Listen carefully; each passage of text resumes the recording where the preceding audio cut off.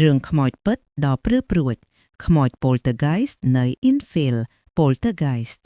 ផ្ទះលេខ284ផ្លូវ Green Street ទីក្រុង Enfield ភាគខាងជើងទីក្រុង Longdoh ប្រទេសអង់គ្លេសធ្លាប់ជារបស់គ្រួសារ Hodgson ធម្មតាមួយប៉ុន្តែនៅចន្លោះឆ្នាំ1977ដល់ឆ្នាំ1979ផ្ទះដ៏ទូចនេះបានក្លាយជាចំណុចកណ្ដាលនៃព្រឹត្តិការណ៍ភ័យរន្ធត់បំណក់មួយក្នុងប្រវត្តិសាស្ត្រខ្មោចលងនៅចក្រភពអង់គ្លេសវាជាសាច់រឿងដែលបានធ្វើឲ្យអ្នកជំនាញខាងវិញ្ញាណកម្លាំងប៉ូលីសនិងសាធារណជនទូទៅព្រឺសម្បរខ្ញាកដើមហេតុនៃភាពភ័យរន្ធត់ខែសីហាឆ្នាំ1997រឿងរ៉ាវដ៏រន្ធត់នេះបានចាប់ផ្ដើមនៅខែសីហាឆ្នាំ1977អ្នកស្រី Peggy Hodgson ជាម្ដាយទោលម្នាក់រួមនៅជាមួយកូន4នាក់របស់គាត់គឺកូនស្រី Margaret អាយុ13ឆ្នាំកូនស្រី Janet អាយុ11ឆ្នាំកូនប្រុស Johnny អាយុ10ឆ្នាំនិងកូនប្រុស Billy អាយុ7ឆ្នាំភាពសុខសាន្តរបស់ផ្ទះភក់ត្រូវបានរំខានដោយសំឡេងចម្លែកឆ្លៃដំបូងឡើយគ្រាន់តែជាសំឡេងគោះជញ្ជាំងស្រាលៗដែលអ្នកស្រី Peggy គិតថាជាសំឡេងផ្ទះចាស់ទ្រុឌទ្រោមឬកូនលេងសើចប៉ុណ្ណោះ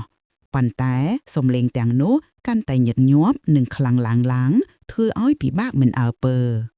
ល្ងាចមួយនៅថ្ងៃទី30ខែសីហាឆ្នាំ1977កូនស្រី Janet បានរត់ចុះមករកម្ដាយទាំងភ័យស្លន់ស្លោដោយនិយាយថាក្រែបងប្អូនប្រុសរបស់នាងកំពុងញ័រនាយប់បន្ទាប់សំឡេងដ៏រំខានមួយបានបន្លឺឡើងពីជាន់ខាងលើអ្នកស្រី Peggy បានឡើងទៅមើលក្នុងបន្ទប់កូនហើយឃើញទូដាក់ថតដ៏ធន់មួយកំពុងរើចេញពីជញ្ជាំងដោយខ្លួនឯងធ្វើដំណើរឆ្ពោះទៅកាន់ទ្វារគាត់បានព្យាយាមរុនវាត្រឡប់ទៅកន្លងដើមវិញប៉ុន្តែវាហាក់ដូចជាមានកម្លាំងមើលមិនឃើញដ៏ធំសម្បើមមួយកំពុងប្រកួតប្រជែងជាមួយគាត់អ្នកស្រី Peggy បានស្រែកហៅកូនឲ្យចេញពីរន្ទះហើយពេលនោះគាត់ដឹងថាមានអ្វីមួយខុសប្រក្រតីធ្ងន់ធ្ងរហើយគាត់បានទូរស័ព្ទទៅប៉ូលីស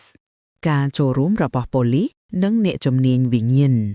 នៅពេលប៉ូលីសមកដល់ពួកគេក៏បានជួបប្រទះហេតុការណ៍ចម្លែកផងដែរនាយនគរបាលម្នាក់បានរាយការណ៍ថាបានឃើញកៅអីមួយរេទៅរេមករត់រអិលដោយខ្លួនឯងទោះបីជាពួកគេមិនអាចកំណត់ពីមូលហេតុក៏ដោយក៏ពួកគេបានចុះកំណត់ត្រាករណីនេះថាព្រឹត្តិការណ៍ដ៏ចម្លែកនិងពន្យល់មិនបានភាពភ័យខ្លាចបានកើនឡើងនៅពេលដែលវត្ថុផ្សេងៗចាប់ផ្ដើមហើរឆ្លងកាត់បន្ទប់ពេលខ្លះក្មេងៗថែមទាំងត្រូវបានគេឃើញហាក់ដូចជាអណ្ដាតចេញពីដីប៉ុន្មានហ្វីតទៀតផងអ្នកស្រី Peggy Hodgson បានទាក់ទងអ្នកសារព័ត៌មាននិងអ្នកជំនាញខាងវិញ្ញាណលោក Maurice Gross និងលោក Guy Lyon Playfair មកពីសមាគមស្រាវជ្រាវចិត្តសាស្ត្រ Society for Psychical Research បានក្លាយជាអ្នកស៊ើបអង្កេតសំខាន់ក្នុងករណីនេះពួកគេបានចំណាយពេលរាប់ខែនៅក្នុងផ្ទះនោះដោយកត់ត្រានិងថតសំឡេងរាប់រយម៉ោងក្នុងអំឡុងពេលស៊ើបអង្កេតរបស់ពួកគេបានជួបប្រទះនៅបាតុភូតជាច្រើនសំឡេងកោះទ្វារលឺរាប់មិនអស់សំឡេងកោសជញ្ជាំងដុំឥដ្ឋលេកូហៅតាមអាកាសវត្ថុធ្ងន់រំកើដោយខ្លួនឯងនិងសូម្បីតែភ្លើងរលត់បើកដោយខ្លួនឯងសំឡេងដ៏សែនព្រឺព្រួចប៉ុន្តែអ្វីដែលគួរឲ្យភ័យខ្លាចបំផុតគឺការលេចចេញនៅសំឡេងបរិសុទ្ធដ៏ស្អកក្រអួនដែលហាក់ដូចជាចេញពីបំពង់ករបស់ Janet សំឡេងនោះបានអះអាងថា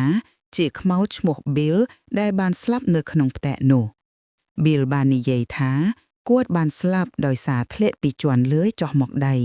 ហើយបានបន្សល់ទុកនូវវត្តមានដ៏អាក្រក់របស់គាត់បាននិយាយដោយសំឡេងត្រជាក់ថាខ្ញុំបានស្លាប់នៅក្នុងផ្ទះនេះពេលខ្លះសំឡេងរបស់ Bill បានចេញមកជាមួយនឹងសំឡេងក្រហមដ៏ខ្លាំងក្លាដូចជាសត្វសាហាវកំពុងខឹងសម្បា Janet ដែលមានសំឡេងស្រួយខ្ពក់ធម្មតាស្រាប់តែបន្លឺសំឡេងដ៏ជ្រៅក្រអួនដូចបរកចំណាក់ធ្វើឲ្យអ្នកស្ដាប់គ្រប់គ្នាព្រឺឆ្អឹងខ្នងខ្ញុំឈ្មោះ Bill ខ្ញុំស្លាប់ក្នុងផ្ទះនេះហើយសំឡេងនោះបាននិយាយតាមរយៈ Janet ខ្ញុំខ្វាក់ខ្ញុំធ្លាក់ជណ្ដើរហើយបាក់កស្លាប់នៅទីនេះក្រុមអ្នកស៊ើបអង្កេតបានថតសំឡេងនេះទុកជាផ្សោតតាងហើយសំឡេងនោះបានក្លាយជាផ្សោតតាងដ៏ល្បីល្បាញផមួយនៃករណី Enfield Poltergeist ពេលខ្លះ ខ្មោចបៀវក៏បានគំរាមកំហែងដល់គ្រួសារនិងអ្នកស៊ើបអង្កេតផងដែរកុមារត្រូវបានគេបោះចេញពីក្រែរបស់ពួកគេនៅពេលយប់ភួយត្រូវបានទាញចេញរូបភាពត្រូវបានគេហែកចេញពីជញ្ជាំង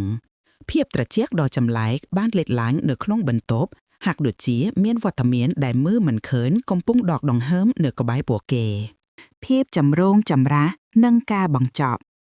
រឿងរ៉ាវរបស់ Enfield Poltergeist បានគ្របដណ្ដប់លើព័ត៌មានជាតិរហូតដល់ឆ្នាំ1999មានមនុស្សជាង30នាក់រួមទាំងអ្នកជិតខាងក្រុមប៉ូលីសនិងអ្នកសារព័ត៌មានបានអះអាងថាបានឃើញបាតុភូតទាំងនេះ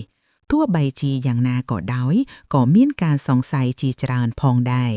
អ្នករិះគន់មួយចំនួនបានចង្អុលផងដែរថាកូនស្រី Janet ត្រូវបានគេចាប់បានថាបានធ្វើពុតជាច្រើនដងហើយបានសន្និដ្ឋានថាព្រឹត្តិការណ៍ទាំងនេះភាគច្រើនជាការបោកប្រាស់ដែលធ្វើឡើងដោយក្មេងស្រីដើម្បីស្វែងរកការចាប់អារម្មណ៍